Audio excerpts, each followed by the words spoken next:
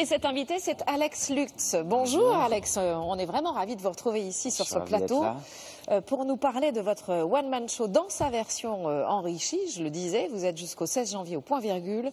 Vous serez aux Folies Bergères les 5, 7, 8 et 9 février. Il y a aussi une tournée avec des dates en région. En même temps qu'à Paris. Voilà. Je fais quelques petites dates dans le mois, comme ça je peux tourner longtemps. C'est un agenda de ministre. Un peu, c'est une grosse organisation. Quand on regarde tout ça, mais c'est agréable, j'imagine, quand même, de voir et de vivre ce succès grandissant. Vous faites un carton, plus de 300 000 spectateurs en tout. C'est fou. C'est formidable, non? C'est pour ça que je le joue. C'est pour ça que je le joue longtemps déjà. Que j'ai fait le choix de le jouer longtemps parce que je trouve que c'est pas un dû. Et quand il y a un objet, un spectacle rencontre son public et que ça continue à s'auto-alimenter comme ça, c'est formidable. Donc tant que le public est au rendez-vous, je prends du plaisir. Par contre, effectivement, j'enrichis, je mets des nouvelles choses, j'en enlève. Alors justement, je questionne tout le temps le spectacle parce que sinon. Racontez-nous comment vous l'enrichissez. Il y a les anciens sketchs qui ont tellement plu, puis il y en a des nouveaux. Il y en a des nouveaux. Je change l'équilibre du spectacle. J'en mets en vacances. J'en reprends. Ceux qui étaient en vacances, je les reprends différemment, je les réécris à partir d'un même personnage. Enfin, j'essaie de... Pour jamais rentrer dans la routine, même pour vous, Oui, et puis de garder la matière, voilà, d'en faire mon petit répertoire que j'emmène longtemps avec le public. Alors là où vous êtes très fort, et j'allais dire même très différent des autres humoristes qui sont sur scène, c'est votre capacité à croquer les personnages. Il y a la vendeuse, il y a l'acteur de porno, il y a le technicien aussi de théâtre qui est là, il y en a d'autres, il y a des casteurs.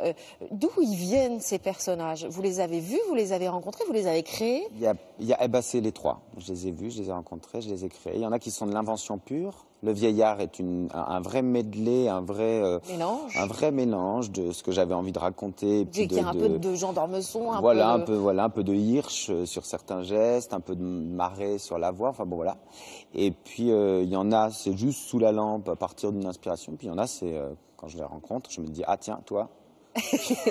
Tu vas finir quelque part. Il y a Karl Lagerfeld, notamment. Il y a Karl Lagerfeld qui arrive à un moment. Ah, vous le croquez formidablement bien. Vous les parodiez, vous les égratignez, mais en fait, vous n'êtes jamais méchant par rapport à ces personnages. On sent pas d'acidité.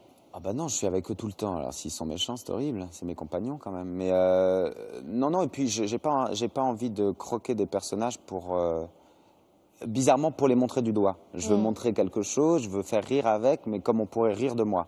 Donc je suis pas au-dessus d'eux, ça se fait pas. Comment vous faites pour les croquer avec autant d'acuité? Ça veut dire que par exemple vous êtes capable de suivre un personnage, quelqu'un dans la rue en vous disant ah tiens lui peut faire un personnage. Oui, j'aime bien. Je trouve qu'on a tous nos voix, il y a tout qui travaille pour un personnage, le sociotype, le costume, et donc à partir de cet imaginaire-là, et sur scène c'est possible.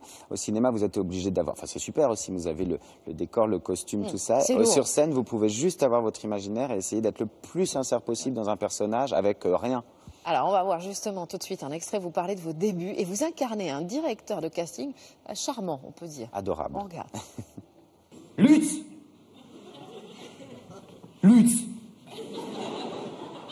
C'est nul. C'est allemand? Je sais pas, ça s'appelle allemand. Was Lutz, voilà, c'est tout. T'as un rapport avec Alexis Grus, non? Moi, je sais pas, Grus, Lutz, ok. Ok, donc t'es petit, t'es blond, t'es allemand. C'est chiant, hein, je te cache pas. Bon, bah, on va y aller. Donc, on t'a dit en 2 mots rapidement pourquoi t'étais là, non, rapidement? Eh ben non. Bon, bah, alors, je t'explique. C'est pas très compliqué, hein. C'est une pub pour des yaourts au bifidus actif, donc évidemment tu vas pas faire ta carrière là-dessus, c'est évident. Je t'explique rapidement la situation, puis tu la joues tout de suite pour la caméra, parce qu'on a très peu de temps, puis moi je suis un peu malade, j'ai envie d'arrêter, j'en ai ras-le-bol. Donc la situation elle est super simple, hein, elle est même super conne, c'est que t'es dans ta cuisine, hein, donc t'imagines tant bien que mal que dans ce bureau de merde là, on est dans une cuisine. Tu fais la popote, tu découpes des concombres, des tomates, bon branle, il y a tes yaourts sur le côté, t'es de bonne humeur. Et vous regardez tout le temps, hein. Vous êtes votre propre critique. Non, je me regarde pas trop à l'image. Non. Mais là, en tout cas, vous regardiez. Là, je regardais, parce que ça me pour fait une drôle. fois, vous êtes je obligé. sais pas comment ils sont. Mais on vous sent très critique avec vous-même. Pourquoi vous vous attaquez jamais à la politique? Je sais pas faire. C'est un truc, un art. Moi, j'ai un respect de l'isoloir de l'urne. Pour autant, moi, je suis quelqu'un, je suis à gauche, je l'ai dit, il m'est arrivé de le dire, donc voilà, j'ai mon engagement. C'est un autre registre. Mais c'est pas mon nom, j'ai pas envie de faire ça. En plus, il y a des gens qui sont tellement brillants, je me sentirais naze Vous êtes un formidable comédien, on le voit au travers Je préfère ça, en tout cas, je préfère jouer. de vos spectacles. Vous êtes aussi metteur en scène, c'est important de le dire, c'est vraiment votre deuxième jambe, vous êtes un très bon metteur en scène, de spectacles d'humoristes notamment, dernièrement d'Audrey Lamy, mais il y en a eu d'autres. Et là, vous allez mettre en scène un film, racontez-nous. Eh bien, en fait, j'ai écrit un film avec mes 2 camarades, Bruno Sanchez, avec qui j'œuvre sur notre chaîne. Oui. On fait 2 femmes. Et Tom Dingler, le metteur en scène de ce spectacle, Ouais. est mon ami d'enfance. On est vraiment très amis, on est les meilleurs amis du monde. Et Tom est mon ami de lycée, et Bruno, je l'ai rencontré un peu plus tard dans ma vie. Et on est très, très amis. Et des fois, on est jaloux. Si lui et l'autre fait quelque chose un et que trio, moi je travaille, quoi. voilà, donc vous êtes où? Ah bah d'accord, super. Bon, ouais.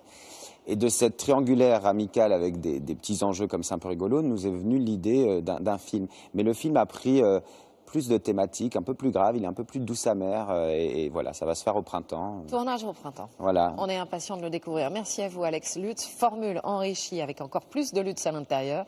C'est au point virgule jusqu'au 16 janvier, en tournée en région. Et puis aussi les 5, 7, 8 et 9 février aux Folies Bergères. Et vous Et à l'avez dit. Bobino en mai. Et à Bobino, je le mais dis. je disais, vous arrêtez jamais. Voilà. C'est mise en scène par Tom Dingler. Merci infiniment Merci à d'être vous. venu sur notre plateau.